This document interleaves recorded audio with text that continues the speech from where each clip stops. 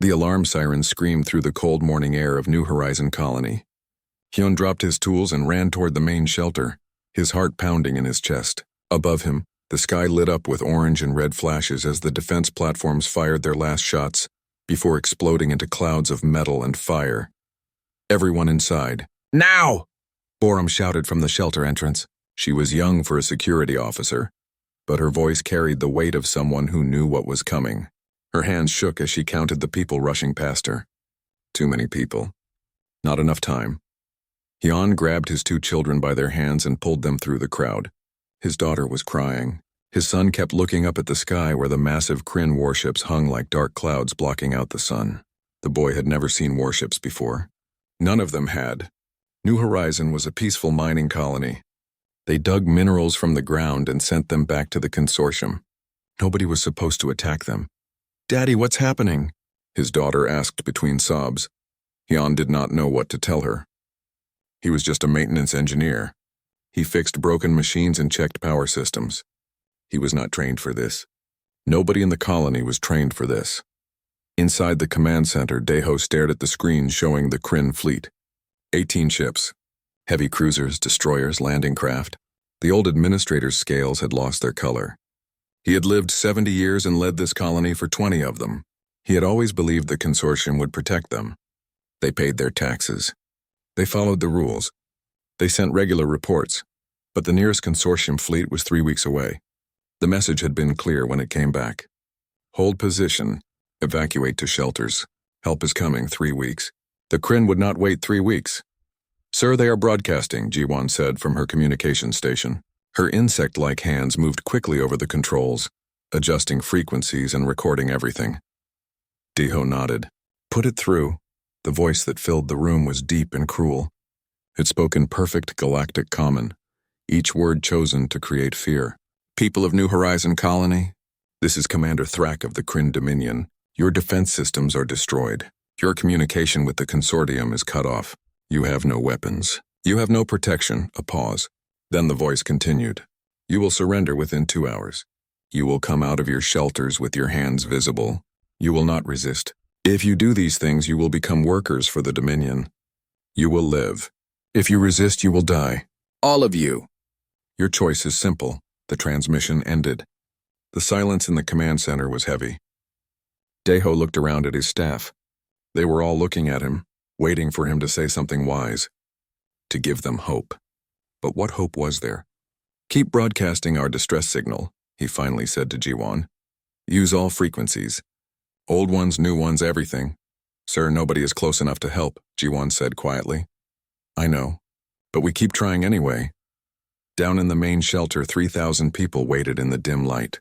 They sat on the cold floor, holding their children, holding each other. Some prayed to their gods. Others just stared at nothing. Hyun sat with his back against the wall, his children pressed against his sides. Borum walked through the shelter with her small security team. They carried mining equipment modified into weapons, cutting lasers, explosive charges meant for breaking rocks. It was not much. Against trained Kryn soldiers, it was nothing. But it was something to hold on to, something to make them feel less helpless. "How long do we have?" Hyun asked when Borum walked past him. She checked her watch. 1 hour and 30 minutes. Hyun closed his eyes. His grandfather used to tell him stories when he was young. Stories about humans, the ghost species, the ones who vanished 200 years ago, leaving behind only legends and warnings. His grandfather said humans were warriors who never gave up, who fought battles they could not win and somehow won them anyway, who came to help when nobody else would, but they were just stories, fairy tales to make children brave. Humans were gone, if they ever existed at all. Time passed slowly in the shelter. Every minute felt like an hour. People whispered to each other. Babies cried. Somewhere in the back, someone started singing an old song about home and safety. Others joined in. The sound filled the shelter with something that was not quite hope, but was better than silence. In the command center, Daeho made his decision. He would speak to the colony before the end came. He would tell them that they stood together, that they faced this with dignity, that their lives meant something even if they ended today. He walked to the microphone, preparing his words. Then Ji-won made a sound. "A small gasp of surprise, sir," she said, her voice shaking. Sir, I have something. On the old human emergency frequency. Deho turned. What? Jiwan's hands moved over her controls, verifying what she was seeing. It is an encrypted transmission. The codes are authentic. 200 years old, but authentic. Sir, someone is responding on the human channel. That is impossible, Deho whispered. Should I decode it? Yes, now. The computer worked for several seconds. Then a voice came through the speakers. Clear, confident, speaking perfect galactic common with an accent nobody had heard in 2 centuries. New Horizon Colony. This is UENS Indomitable. We received your distress call. Hold your position. Cavalry is here. Deho stared at the speaker. Jiwan stared at her console. Neither of them moved. Neither of them breathed. Did you say UNs? Deho finally asked. United Earth Naval Service? Affirmative. Stand by, New Horizon. We are entering your system now. On the long-range sensors, a new signature appeared at the edge of the system. Something massive. Something moving fast. Something that had just dropped out of hyperspace with a burst of energy that lit up every detector they had. Jiwan pulled up the visual feed. The image was distant but clear enough. A ship. Not like any consortium vessel. Angular, predatory, covered in weapons. It was painted dark gray with white markings on the side. Letters in the ancient human language. English UNs Indomitable. They came, Deho said, his voice breaking. The humans came. In the shelter, Hyun heard the announcement over the speakers. Heard Deho's voice telling everyone what was happening. Heard the impossible words, a human ship here now. Around him the shelter erupted. Not in panic this time. In something else. Something that had been missing for the last 2 hours. Hope. The Kryn fleet detected the new arrival immediately. On the bridge of the flagship Voidbreaker, Commander Thrak watched his tactical display with growing confusion. The energy signature was wrong. The ship design was unknown. His computer could not identify the vessel class. What is that? He demanded. His weapons officer studied the readouts. Unknown, Commander. The displacement suggests a heavy cruiser, but the power output reads like a battleship. It is broadcasting an identification code. Old format. Very old. What does it say? United Earth Naval Service. UNs Indomitable. The officer paused. Commander, that is a human designation. Thrak laughed. It was not a pleasant sound. Humans, the ghosts finally return. How interesting. Open a channel. The communication was answered immediately. A male voice. Calm. Professional. Speaking galactic common with that strange accent that had not been heard in 200 years. Kryn Dominion vessels. This is Captain Minho of the UN's Indomitable. You are in violation of consortium territorial sovereignty and the Geneva Conventions regarding the protection of civilian populations. Power down your weapons and withdraw immediately. Thrak smiled, showing all his teeth. Captain Minho, I am Commander Thrak. Your species abandoned this galaxy 2 centuries ago. You have no authority here. This colony is now property of the Kryn Dominion. Leave or I will add your ship to our fleet.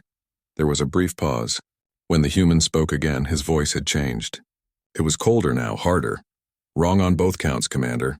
We never abandoned anything. We were building. And the Geneva Conventions are not a request. They are the minimum standard of civilized behavior. You have attacked a civilian population. You have destroyed their defenses. You have threatened them with slavery or death. Another pause. Final warning, Commander Thrak. Withdraw now or be removed. In the New Horizon Command Center, Deho and his staff listened to the exchange with disbelief. One ship was challenging 18. One human captain was threatening an entire Kryn battle fleet. He is insane, someone whispered. He is human, Deho said quietly. Maybe insanity is how they survived. Commander Thrak made his decision. He had 18 ships. The human had one. The mathematics were simple. All ships target the human vessel. Fire on my mark. He waited until all ships confirmed weapons lock. Then he smiled. Fire. 18 ships unleashed their plasma lance batteries. The coordinated volley lit up space like a small sun. Enough firepower to vaporize a battle station. The beams converged on the Indomitable from multiple angles, giving it nowhere to dodge. In the shelter, Hyun held his children tight and closed his eyes. He had hoped. For just a few minutes he had believed. But one ship could not stand against 18. The humans had come. They had tried. But they would die like everyone else. Then Jiwan gasped. They are still there, she said, her voice rising. The human ship. It is still there. The tactical display showed something impossible. The Indomitable had activated a point defense grid. Hundreds of laser turrets tracking and firing in perfect coordination. Every plasma bolt that should have hit the ship was being intercepted hundreds of kilometers away. The defensive fire created a glowing web around the human vessel. Nothing got through. Impossible, Deho whispered. On the Voidbreaker, Thrax stared at his screens in shock. How? Nothing can stop a full plasma barrage.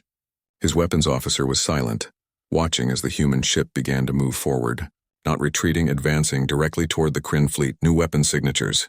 The officer shouted. The human is returning fire. The Indomitable's railguns opened up.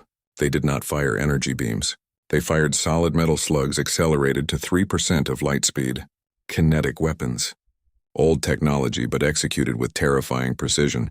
The first Kryn destroyer never saw it coming. The railgun slug punched through its shields like they were not there, tore through the armor and exited the other side. The ship went dark and began to tumble. 3 more destroyers died in the next 30 seconds. The human weapon fire was impossibly accurate.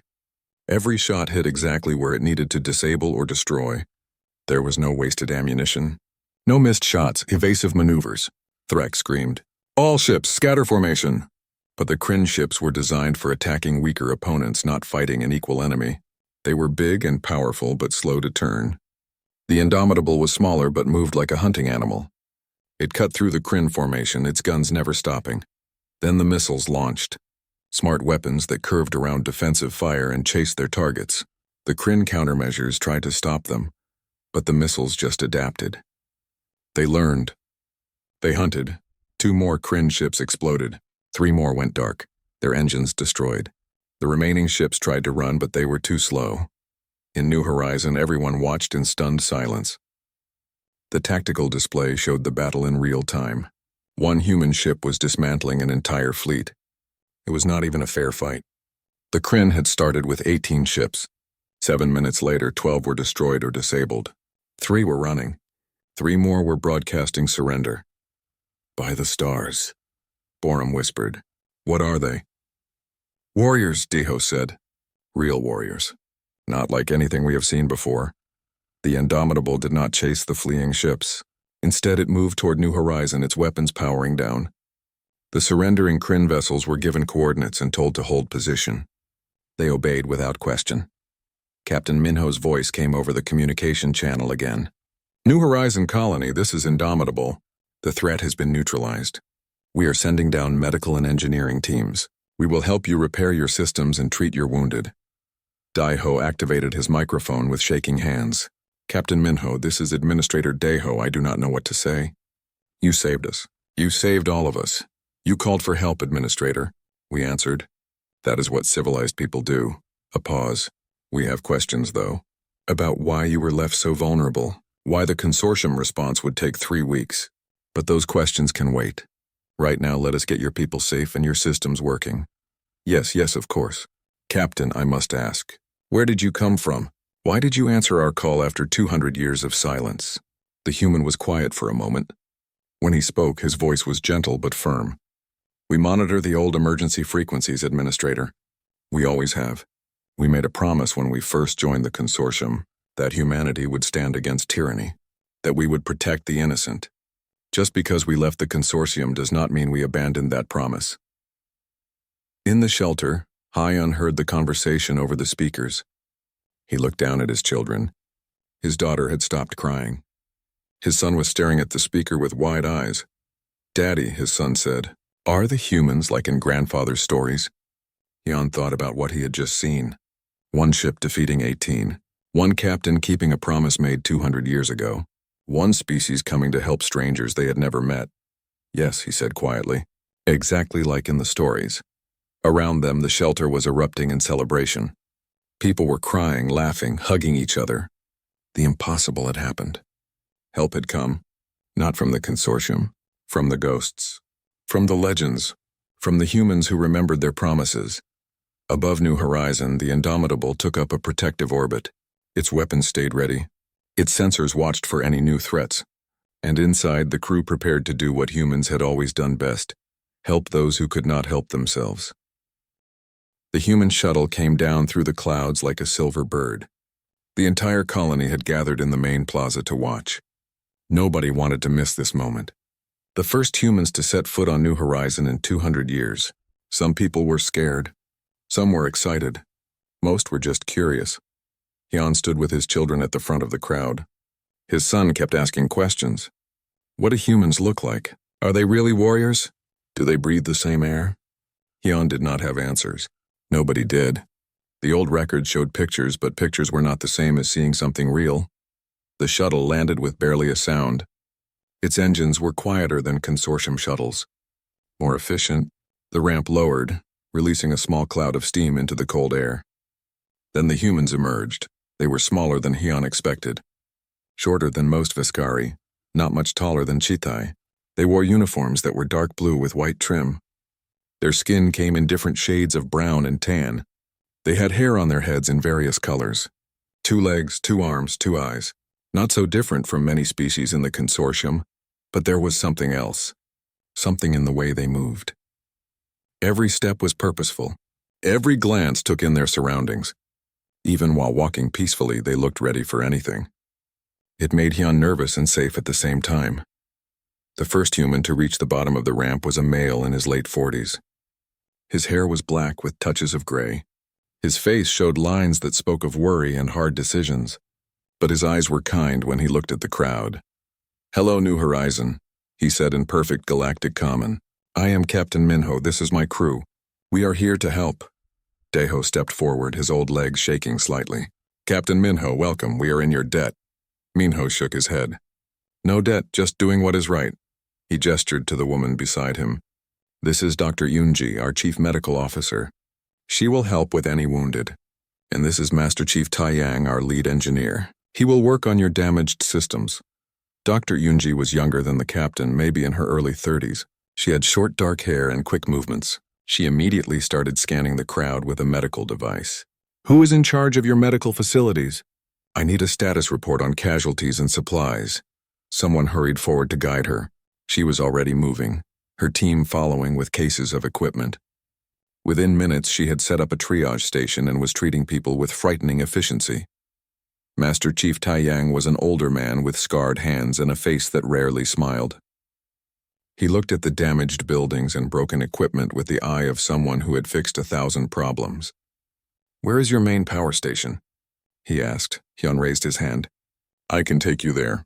I am the maintenance engineer." Taeyang studied him for a moment, then nodded. "Good. Let us go." As they walked through the colony, Hyun tried not to stare at the human beside him. Taeyang carried a heavy toolbox that looked like it weighed nothing. His uniform had patches and symbols that Hyun did not recognize.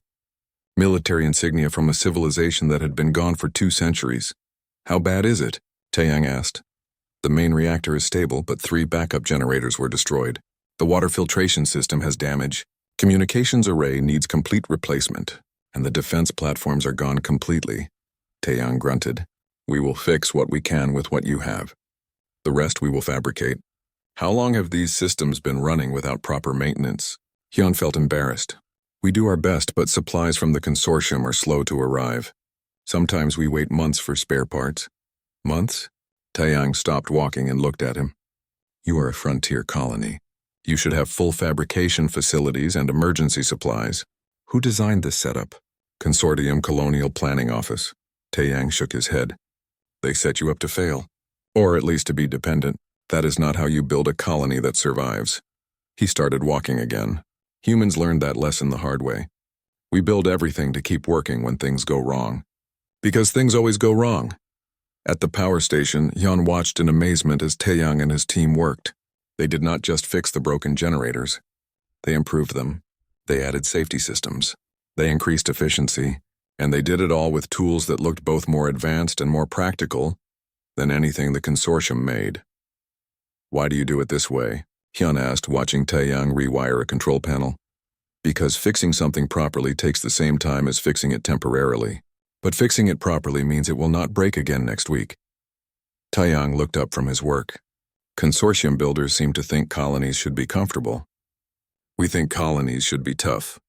There is a difference." Meanwhile, Borum was working with the human security team. She expected them to lecture her about proper defensive positions or military tactics. Instead, they asked her questions. About the colony layout, about what worked and what did not, about how her team thought and fought. A young human soldier named Corporal Jiho showed her a weapon. It was simpler than consortium plasma rifles, but he explained how it worked in any condition. Cold heat, dust, water, it always fired. Why is reliability so important to humans? Borum asked. Jiho smiled. Because the enemy gets a vote. Your plans will fail. Your equipment will break. The weather will be wrong. The intel will be bad, so we prepare for everything to go wrong. Then when it does, we are ready. Is that why you won so easily against the Kryn? We did not win easily. We won because we trained harder. Because our equipment is better. Because we never assume we are safe. He looked serious. The Kryn thought they could beat us because they had more ships. They forgot that numbers matter less than skill. That is a lesson humans learned a long time ago. That evening, the humans hosted a gathering. They shared food from Earth. Strange dishes that some colonists loved and others found too spicy. They shared stories and music. Human children's songs taught to alien children. Engineering tricks shared between mechanics. Medical techniques demonstrated by doctors. Captain Minho spent time talking to Daeho, Jiwan, and other colony leaders. His questions were pointed. Why did the colony have such weak defenses? Why did the consortium take 3 weeks to respond? Why were there so few resources for emergencies? This is not the first time, Daeho admitted quietly. We hear reports from other colonies, attacks, raids, slow responses. But we are just colonists. We have no power to change things. Minho's jaw tightened. You should not need power. You should have protection. That is what governments are for. The consortium is very large, very complicated. That is not an excuse. It is a failure. Minho looked at the colonists celebrating around them. These people almost died today, thousands of them, because someone decided defense systems were too expensive, because someone decided frontier colonies were not a priority. What can be done? Minho was quiet for a long moment. Then he said something that would change everything. We need to send a message. To the consortium, to the Kryn, to everyone, that this does not happen anymore. That frontier colonists are not targets. That when you call for help, someone answers. You mean humanity answers? Yes, we answer. As the gathering wound down and humans prepared to return to their ship, Hyun approached Captain Minho. Sir, my grandfather used to tell stories about humans. About how you never gave up, how you helped those who could not help themselves. I thought they were just stories. Minho smiled. They are not stories. They are promises, and humans keep their promises. Even after 200 years, especially after 200 years. Because some things do not change. Some things should never change. He looked up at the night sky where the Indomitable orbited. We will make sure you are safe. And not just you. Every colony. Every civilian. That is the new rule. Hyun believed him. 3 days after the battle, a consortium diplomatic ship arrived. It was called the Accord's Promise, a name that seemed ironic given what had happened. The ship was large and expensive looking, the kind that carried important people who rarely left comfortable offices. Ambassador Velrin stepped off the ship wearing elaborate robes that marked him as a high official. He was a Veskari like Daeho, but younger and much more arrogant. His scales were polished. His movements were practiced. Everything about him spoke of someone who had never faced real danger. He immediately began giving orders. The colony was to return to normal operations. The damaged areas were to be documented for insurance purposes, and the humans were to leave as soon as possible. Captain Minho met the ambassador in the colony's rebuilt council chambers. Daeho and other colony leaders were there. So was Jiwan, recording everything. The meeting started badly and got worse. Captain Minho, Velrin said, his voice full of false warmth, on behalf of the Consortium Council, I thank you for your assistance in this matter. Your intervention was unexpected but appreciated. However, now that the situation is resolved, your presence is no longer needed. This is consortium space and we must handle our own affairs. Minho sat quietly for a moment. When he spoke, his voice was calm. Ambassador, this was not a consortium matter. This was 3,000 civilians under attack by a hostile military force. That makes it a matter of basic rights and protections. Semantics, Captain. The point is that human ships have no authority here. You left the consortium 200 years ago. You cannot simply return when it suits you and claim jurisdiction. We are not claiming jurisdiction. We are responding to distress calls. Velrun waved a hand dismissively. There are proper channels for such things. Diplomatic protocols. You should have contacted the Consortium Council first. Explained your intentions. Requested permission to operate in our space. By the time those channels were followed, everyone here would be dead or enslaved. The ambassador's smile slipped slightly. You exaggerate. The Consortium response fleet was on its way. They would have handled the situation in 3 weeks. These things take time. Proper procedure must be followed. Minho leaned forward. Ambassador, I have reviewed the intelligence reports. New Horizon is not the first colony to be attacked. Over the past 3 years, 17 frontier colonies have been hit by Kryn raiders. Consortium response time has averaged 19 days. That is not procedure. That is failure. Velrun's expression turned cold. You have no right to review Consortium intelligence. That information is classified. The information is public record. Colony distress calls. Response times. Casualty figures. All available if anyone bothers to look. Minho stood up. But nobody looks, do they? Because frontier colonies are not important enough. They are just mining operations. Resource extraction points. The people living there are expendable. That is a gross mischaracterization. Before Minho could respond, the air in the room shimmered. A holographic projection appeared. It showed a woman in a human military uniform. She was older than Minho, with white hair and eyes that looked like they could cut steel. Her uniform had more symbols and decorations than any other human they had seen. Admiral Sora, Minho said, standing at attention. Captain Minho, Ambassador Velrun. The Admiral's voice was cold enough to freeze water. I have been reviewing Captain Minho's reports, and I have some questions. Velrun stood, trying to maintain his composure. Admiral, this is an unexpected honor. However, this matter is being handled through proper diplomatic channels. There is no need for military involvement. Ambassador, 17 colonies have been attacked. Response times average 19 days. Would you care to explain why? The Consortium territory is vast. We cannot have response fleets everywhere. We must prioritize based on strategic importance, population size, economic value. So frontier colonies are not strategic, not important, not valuable. That is not what I said. It is exactly what you said. Admiral Sora's hologram moved closer. I have also reviewed the political data. Every attacked colony was predominantly non-Viscari. Every attacked colony was in districts that voted against the current council majority. Every attacked colony had valuable mineral rights that were scheduled for renegotiation. The room went very quiet. Deho felt his blood go cold. The implication was clear. You are suggesting the council is deliberately allowing these attacks, Velrun said, his voice shaking with anger or fear. I am suggesting the pattern is suspicious. I am suggesting that 19 days is not an accident. I am suggesting that elements within your government have been negligent at best and complicit at worst. These are serious accusations. They are serious crimes. Admiral Sora looked at everyone in the room. Humanity left the Consortium because we saw this corruption growing. We warned you. We told you that putting politics before people would lead to disaster. You ignored us. So you return now to judge us? No, we return to do what you will not. Protect civilians. Answer distress calls. Stop predators. She paused. Here is what happens now, Ambassador. The United Earth Naval Service will establish rapid response fleets throughout frontier space. We will station ships at strategic locations, and we will respond to any attack on civilian populations. Any attack anywhere. Velrun turned pale. That is a violation of Consortium sovereignty. The Council will never allow it. Ambassador, sovereignty is earned by protecting your citizens.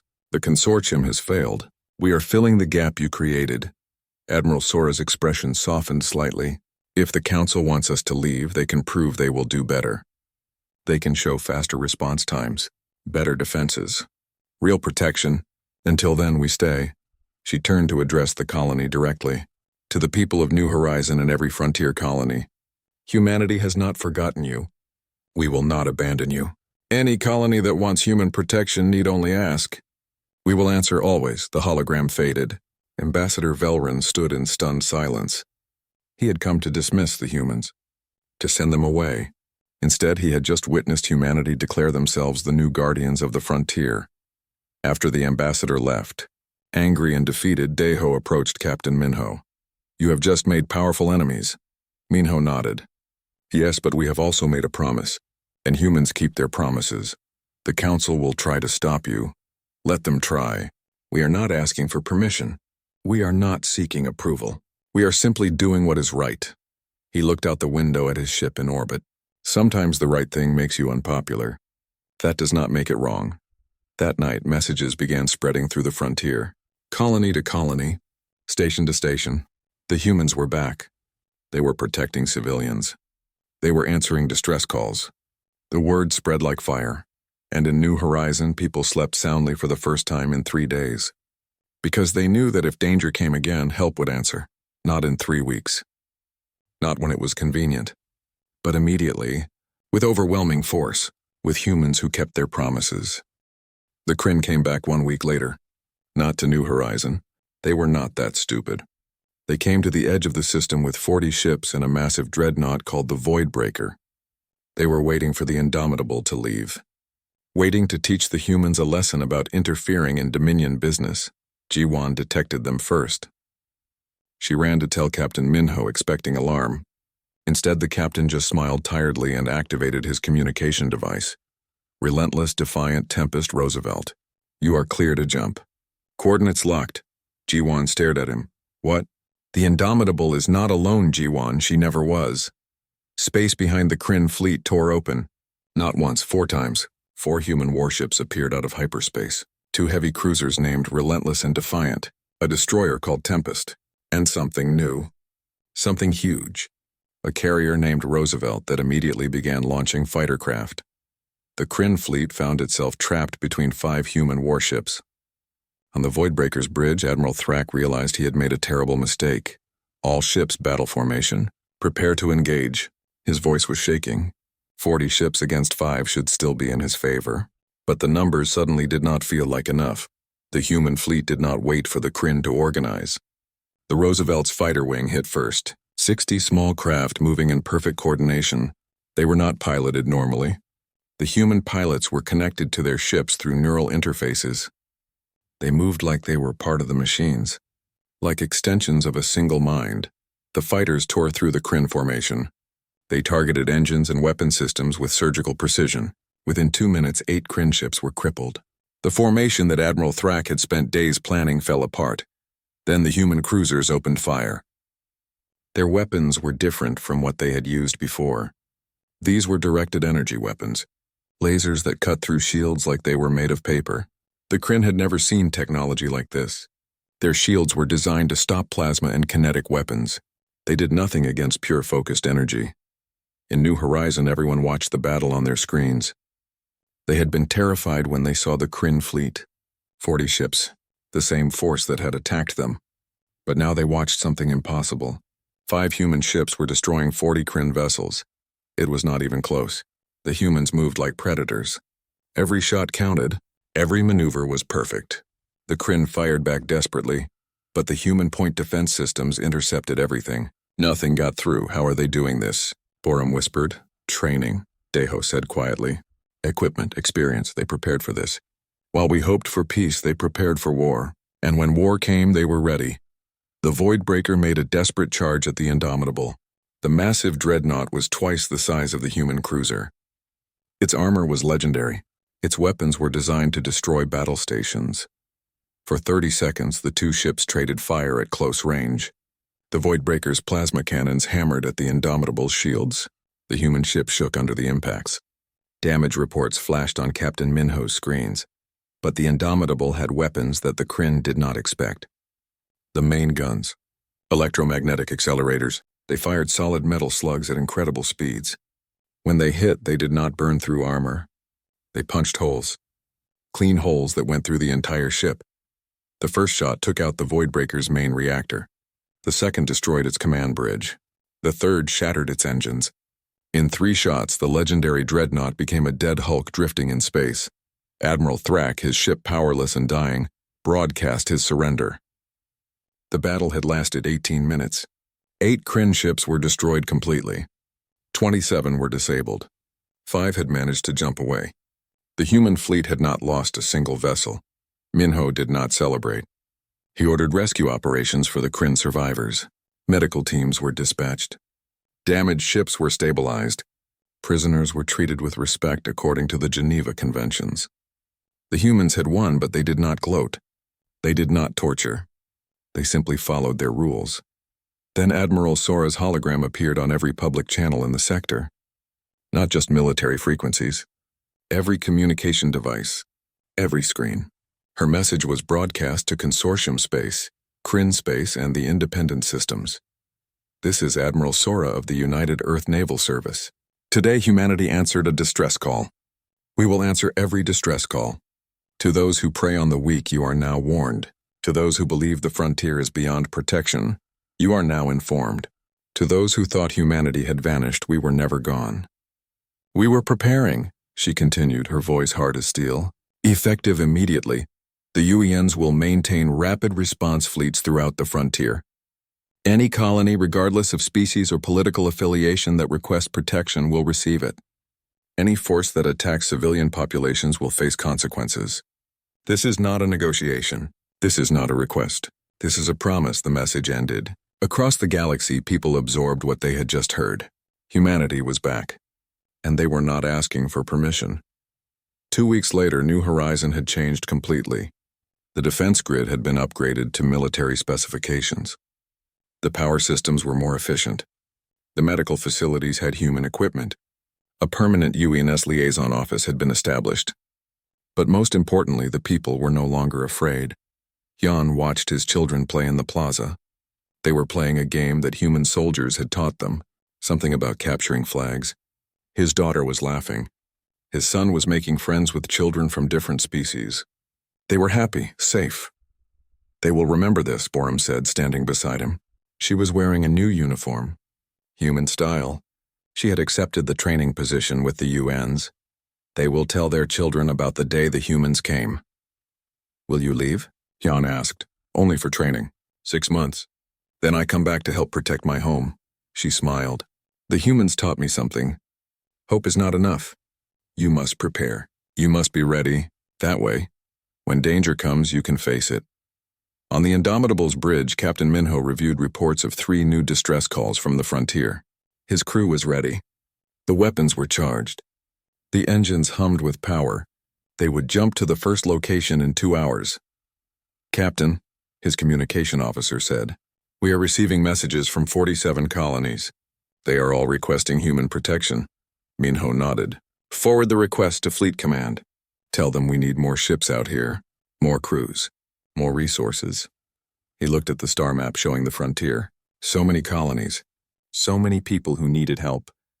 We have work to do. In New Horizon's main plaza, a monument was being built. Simple, elegant, a metal plaque with words in both Galactic Common and English. Jan read the inscription as workers finished installing it. They thought help would never come. They were wrong. Humanity remembers. Humanity protects. Humanity endures. Deho stood beside him, reading the same words. It is true, you know. They do endure. 200 years away, and they came back stronger, more prepared, better equipped. While we grew comfortable, they grew capable. What happens now? Jan asked. Now? The galaxy changes. The consortium will have to reform or become irrelevant. The Kryn will think twice before attacking civilians, and frontier colonies will finally have real protection. The old administrator smiled. It is not perfect. There will be problems, politics, conflicts, but it is better. Much better. That evening, as the sun set over New Horizon, Jan told his children a story. Not about ghosts or legends, but about real humans. About Captain Minho and his crew. About the Indomitable and how it roared out of the void when all hope seemed lost. About promises kept and people protected. His children listened with wide eyes. When he finished, his son asked the question that every child in the colony was asking. Daddy, if we are in trouble again, will the humans come back? Jan looked up at the night sky. Up there, somewhere in orbit, the Indomitable was preparing for its next mission. Keeping watch. Standing guard, ready to answer the next call. Yes, he said with absolute certainty. They will come. They always will. Because that is what humans do. They remember. They protect. They keep their promises. And across the frontier, in colonies that had given up hope, Communication officers kept their old human emergency channels open. They maintained the ancient frequencies. They listened to the static, waiting, hoping, because now they knew the truth. When you call for help in the darkness of space, when all seems lost, when no one else will come, a human warship might just roar out of the void to answer. Not because they had to, not because it was profitable, not because it was easy, but because it was right. And humans always did what was right, no matter the cost.